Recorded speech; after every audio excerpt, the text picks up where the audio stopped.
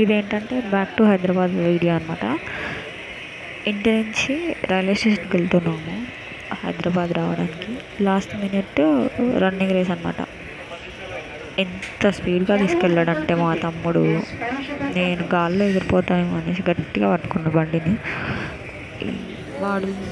వాడికి పని ఉందనేసి అక్క రాని దింపేస్తానంటే వచ్చానమాట.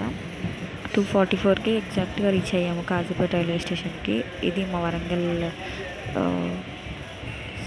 కాజీపేటలో ఉంది రైల్వే స్టేషన్.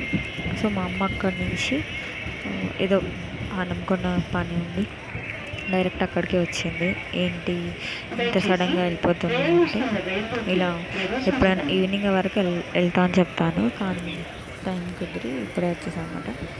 మా అమ్మ ఏం మాట్లాడలేదు, అలాగే వెళ్ళిపోతున్నాము, కొంచెం ఫీల్ అయింది. మా కోసం ఎదురు చూస్తూ ఉన్నది స్టేషన్లో. అదిగోండి మా అమ్మ. ఫైనల్లీ మా అమ్మకి బై బై చెప్పేసి హడావిడిగా ఊరికొచ్చిన అనమాట ప్లాట్ఫామ్ నెంబర్ 3కి. బట్ అప్పటికి ఫుల్ ప్యాక్డ్ ఉంది తెలంగాణ ఎక్స్ప్రెస్.